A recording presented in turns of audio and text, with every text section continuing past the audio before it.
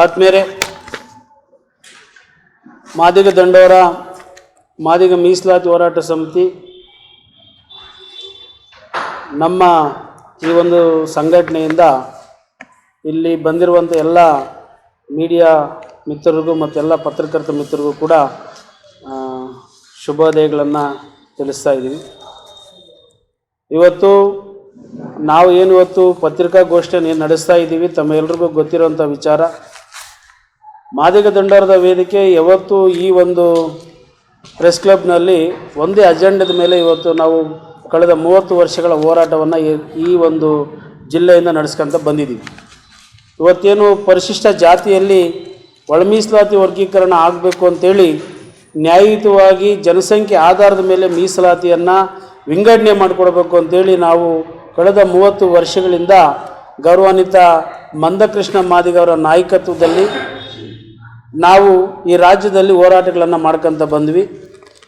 August 1, 2024ರಲ್ಲಿ supreme court ಆದೇಶ ಆಗ್ತದೆ ಏನಂತಂದರೆ ಒಳ ಮೀಸಲಾತಿ ವರ್ಗೀಕರಣ ಆ ರಾಜ್ಯ ಸರ್ಕಾರಗಳು ಮಾಡಬಹುದು ಅಂತ.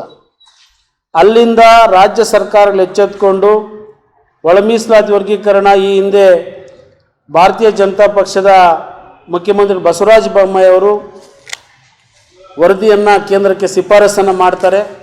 ಅದಾದ ನಂತರ ಮತ್ತೆ ಕಾಂಗ್ರೆಸ್ ಗೌರ್ಮೆಂಟ್ ಬರ್ತದೆ. ಕಾಂಗ್ರೆಸ್ ಗೌರ್ಮೆಂಟು ಸಹ ಈ ಒಂದು ಒಳ ಮೀಸಲಾತಿ ವರ್ಗೀಕರಣವನ್ನು ಮಾಡ್ತೀವಿ ಅಂತೇಳಿ ಒಂದು ಬೆಳಗಾಂ ಅಧಿವೇಶನದಲ್ಲಿ ಅದು ಫೈನಲ್ ಮಾಡ್ತಾರೆ. ಆದಮೇಲೆ ಮೊನ್ನೆ ರಾಜ್ಯಪಾಲರ ಅಂಕಿತಕ್ಕೆ ಹೋಗ್ತದೆ, ನಮ್ಮೆಲ್ಲರಿಗೂ ಗೊತ್ತಿರುವಂಥ ವಿಚಾರ. ರಾಜ್ಯಪಾಲರು ಅದನ್ನು ತಡೆ ಹಿಡಿಯಿರ್ತಾರೆ. ಕಾರಣ ಏನಂದರೆ ಪರಿಶಿಷ್ಟ ಜಾತಿಯಲ್ಲಿ 50%ಗಿಂತ ಮೀರಬಾರ್ದು ಅಂತ ಒಂದು ಇದರ ಮೇಲೆ ಮಾನ್ಯ ಗವರ್ನರ್ ಅವರು ಅದನ್ನು ವಾಪಸ್ ಮಾಡಿರ್ತಾರೆ.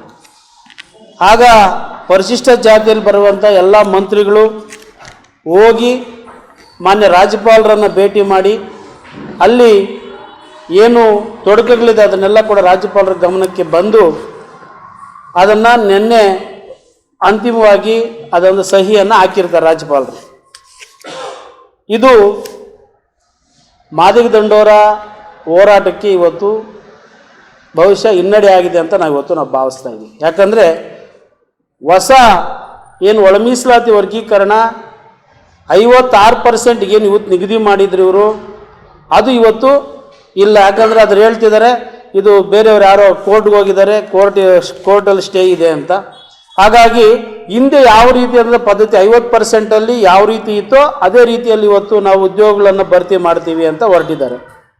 ಒಂದು ಕಡೆ ನಾವು ಅದನ್ನು ಸ್ವಾಗತಿಸಬೇಕಾಗ್ತದೆ. ಯಾಕಂದರೆ ಇವತ್ತು 56,400 ಉದ್ಯೋಗಗಳು ಇವತ್ತು ಈ ರಾಜ್ಯದಲ್ಲಿ ಭರ್ತಿ ಮಾಡಲಿಕ್ಕೆ ಹೊರಟಿದ್ದಾರೆ. ಇವತ್ತು ನಾವು ಅದು ಸ್ವಾಗತಿಸಬೇಕಾಗಿದೆ. ಯಾಕಂದರೆ ಇವತ್ತು ಕೆಲವರಿಗೆ ಏಜ್ ಬಾರ್ ಆಗ್ತಾ ಇದೆ, ಇನ್ನೂ ಕೆಲವರು ಸುಮಾರು ಇಲಾಖೆಗಳಲ್ಲಿ ಇವತ್ತು ವೇಕೆನ್ಸಿಗಳು ಕಡಿಮೆಯಾಗಿ ಪ್ರಜೆಗಳಲ್ಲಿ ಸಮಸ್ಯೆ ಆಗ್ತಾ ಇದೆ. ಅದನ್ನು ಸ್ವಾಗತಿಸ್ತೀವಿ. ಆದರೆ ಈ ಒಂದು ಪ್ರಕ್ರಿಯೆಯಲ್ಲಿ ಮಾದಿಗರಿಗೆ ಇವತ್ತು ಈ ರಾಜ್ಯದಲ್ಲಿ ಹಿನ್ನಡೆ ಆಗ್ತದೆ ಉದ್ಯೋಗದಲ್ಲಿ ಅಂತ ನಮ್ಮ ಆತಂಕ ಇದೆ. ಹಾಗಾಗಿ ನಮ್ಮ ಒತ್ತಾಯ ಇಷ್ಟೇ, ಏನಿವತ್ತು ಕೋರ್ಟಲ್ಲಿರೋದನ್ನು ಅಂತಿಮವಾಗಿ ಕೋರ್ಟ್ ತೀರ್ಮಾನಕ್ಕೆ ನಾವೆಲ್ಲರೂ ಕೂಡ ತಲೆಬಾಗಬೇಕಾಗ್ತದೆ. ಆಗ ಅದನ್ನು ನೋಡೋಣ. ಈಗ ಇರುವಂಥ 50%ಅಲ್ಲಿ ಇವತ್ತೇನು ಒಳ ಮೀಸಲಾತಿ, ಅದರಲ್ಲಿ ಒಳ ಮೀಸಲಾತಿ ಕೊಡಬೇಕು ಅನ್ನೋದೇ ನಮ್ಮ ವಾದ. ಇವತ್ತೇನು 50% ಏನು ಇವತ್ತು ಮಾಡಿದಿರಿ, ಇವತ್ತು ಅದರ ಪ್ರಕಾರವಾಗಿ ಅದರಲ್ಲಿ ಒಳ ಮೀಸಲಾತಿಯನ್ನು ನೀಡಿದರೆ ಸ್ವಲ್ಪ ಮಟ್ಟಿಗಾದರೂ ನಮ್ಮ ಸಮಾಜಕ್ಕೆ ನ್ಯಾಯ ಸಿಗ್ತದೆ ಅಂತ ಇವತ್ತು ನಮ್ಮ ಒಂದು ಆಶಾಭಾವನೆಯಿಂದ ಇವತ್ತು ನಾವು ಸರ್ಕಾರಕ್ಕೆ ಒತ್ತಡವನ್ನು ಮಾಡ್ತಾ ಇದ್ದೀವಿ.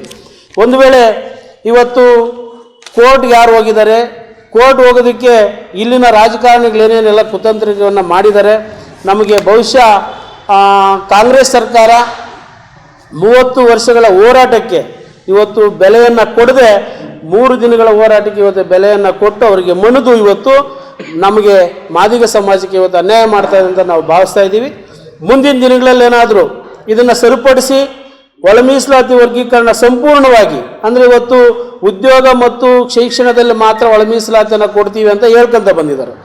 ನಮ್ಮ ಒಂದು ಹೋರಾಟ ಏನಿದೆ ಅಂದರೆ ಇವತ್ತು ಒಳ ಮೀಸಲಾತಿ ಅಂದರೆ ಎಲ್ಲ ರಂಗಗಳಲ್ಲಿ ಕೂಡ ಒಳ ಮೀಸಲಾತಿಯನ್ನು ಕೊಡಬೇಕು. ರಾಜಕೀಯವಾಗಿ ಎಲ್ಲ ರೀತಿಯಲ್ಲಿ ಏನಿವತ್ತು ಎಲ್ಲ ರಂಗಗಳಲ್ಲಿ ಸಹ ಇವತ್ತು ಒಳ ಮೀಸಲಾತಿಯನ್ನು ಸೇರಿಸಿ ಒಳ ಮೀಸಲಾತಿಯನ್ನು ವಿಂಗಡಣೆ ಮಾಡಿಕೊಡಬೇಕು ಅಂತ ನಮ್ಮ ವಾದ.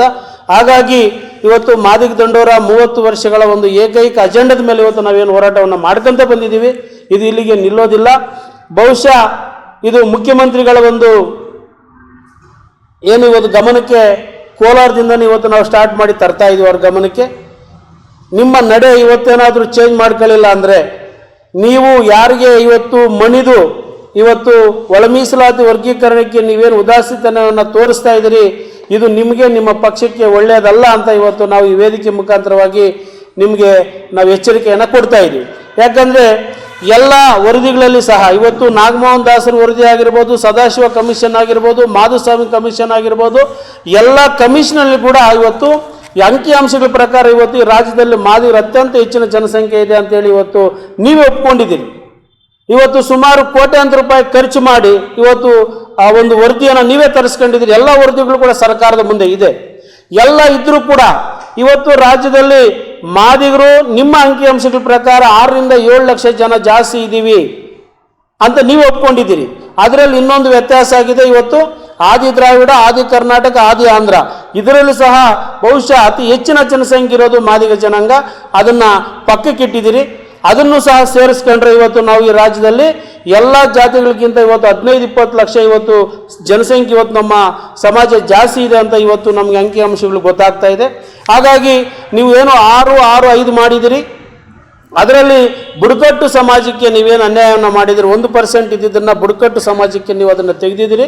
ಅದು ಒಂದು ದೊಡ್ಡ ಆಘಾತ. ಇವತ್ತು ಕೋರ್ಟ್ಗೆ ಹೋಗೋದಕ್ಕೆ ಅದು ಕೂಡ ಒಂದು ಕಾರಣ ಆಯಿತು. ಯಾಕಂದರೆ ಇವತ್ತು ನಿಮ್ಮದೇ ಆದಂಥ ಸರ್ಕಾರದಲ್ಲಿ ನಿಮಗೆ ಏನು ಎಲ್ಲ ಕಾನೂನು ತಿಳುವಳಿಕೆ ಇರುವಂಥ ಎಲ್ಲ ಒಂದು ಅಧಿಕಾರಿಗಳು ನಿಮ್ಮ ಜೊತೆ ಇರ್ತಾರೆ. ಅದನ್ನೆಲ್ಲ ಒಳಗೊಂಡಂತೆ ನೀವು ತೀರ್ಮಾನಗಳು ತಗೋಬೇಕಾಗಿತ್ತು. ಇದನ್ನು ಉದ್ದೇಶಪೂರ್ವಕ ನಿಲ್ಲಿಸಲಿಕ್ಕಾಗಿಯೇ ಬೇರೆಯವರಿಗೆ ಪ್ರೇರಣೆ ಕೊಟ್ಟು ನೀವು ಕೋರ್ಟ್ಗೆ ಕಳಿಸಿ ಇವತ್ತು ಅದನ್ನು ಸ್ಟೇ ಮಾಡಿಸಿದ್ರಂತ ಇವತ್ತು ನಮ್ಮ ಉದ್ದೇಶ ಆಗಿದೆ. ಇದು ನಮಗೆ ಸಂಪೂರ್ಣ ಅರ್ಥ ಆಗ್ತಾ ಇದೆ. ಹಾಗಾಗಿ ಮುಂದಿನ ದಿನಗಳಲ್ಲಿ ನಿಮಗೆ ಏನು ಎಚ್ಚರಿಕೆಯನ್ನು ಕೊಡ್ತಾ ಇದ್ದೀವಿ. ಇದನ್ನು ಸರಿಪಡಿಸಿಲ್ಲ ಅಂದರೆ ಮುಂದಿನ ಚುನಾವಣೆ ಖಂಡಿತ ನೀವೆಲ್ಲರೂ ಕೂಡ ಯಾರ್ಯಾರು ಇವತ್ತು ಒಳ ಮೀಸಲಾತಿ ವರ್ಗೀಕರಣಕ್ಕೆ ನೀವು ತೊಂದರೆ ಮಾಡಿದ್ದೀರಿ ಇವೆಲ್ಲರೂ ಕೂಡ ಪಶ್ಚಾತ್ತಾಪ ಪಡುವಂಥ ದಿನಗಳು ದೂರ ಇಲ್ಲ ಅಂತೇಳಿ ಮಾದಿಗ ದಂಡೋರು ಇವತ್ತು ಎಚ್ಚರಿಕೆಯನ್ನು ಕೊಡ್ತಾ ಇದ್ದೀವಿ.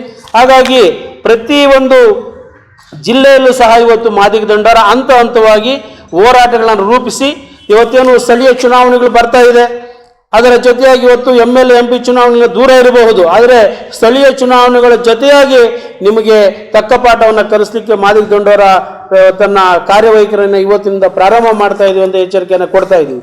ಕೆಲವರು ಮೇಧಾವಿಗಳು ಮಾತಾಡ್ತಾ ಇರ್ತಾರೆ, ನೀವು ಸಹ ಮಾಧ್ಯಮಗಳಲ್ಲಿ ನೋಡ್ತಾ ಇರ್ತೀರಿ. ಪ್ರವರ್ಗ 1, ಪ್ರವರ್ಗ 2, ಪ್ರವರ್ಗ ABC ಯಲ್ಲಿ ನಮಗೆ ಸಮಸ್ಯೆ ಆಗಿದೆ, ಹಂಗಾಗಿದೆ ಹಿಂಗಾಗಿದೆ ಅಂತ.